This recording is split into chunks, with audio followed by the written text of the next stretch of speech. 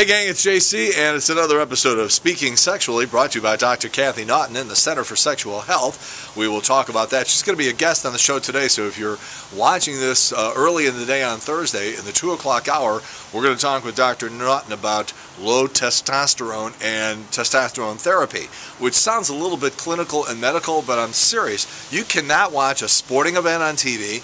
You cannot watch the evening news without seeing one of those commercials for this testosterone therapy. And there's a lot of people who think it's dangerous. Some people think there's side effects. Other people say, no, it's the greatest thing that ever happened. So we are going to discuss that with Dr. Kathy Naughton Thursday afternoon. We'll put that on the KTRS website, ktrs.com. If you happen to miss it, you'll still be able to listen to it when we archive that at ktrs.com. Just click on the JC icon on the KTRS homepage. It'll take you to audio. You click on audio, and then you can listen, make your own podcast. All right, here's the quote. I started praying for breasts when I was 11, and God answered that prayer above and beyond by like 100 times, and I was like, please stop, God. I can't see my feet anymore. Please stop. The words today of Katy Perry in the new issue of Rolling Stone magazine. Unfortunately, when Katy first got her boobs, they were a source of torment for her because of her classmates. So she was ashamed of them, so she started taping them down. Where do you sign up for that? What is that line form to get that gig?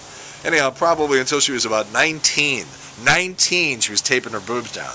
And she says she doesn't have any psychological pain from the whole thing. If you see the Rolling Stone magazine cover with Katy Perry, they have decorated her boobs as Hershey's Kisses, including that little thing that comes out, that little strip of paper that you pull to help open up the aluminum foil. She's terrific.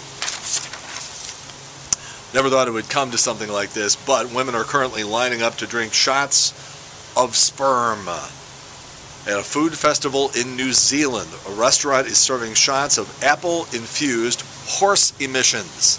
This is New Zealand. Apparently it tastes like custard. Ah, sure it does. And women can't get enough of the stuff. I never doubted it. Men, by the way, are much less likely to try it.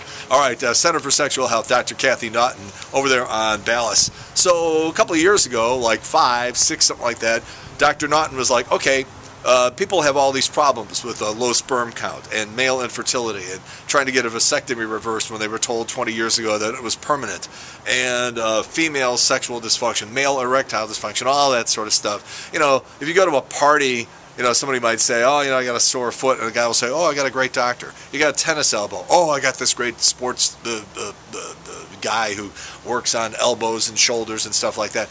Nobody's going to stand over the cheese dip in the kitchen at a party and say, yeah, my stuff's not working. That's where Dr. Kathy Naughton comes into play, part of Metropolitan Urological Specialist. She has all this specialty training and, you know, you're talking about microsurgery and all this sort of business.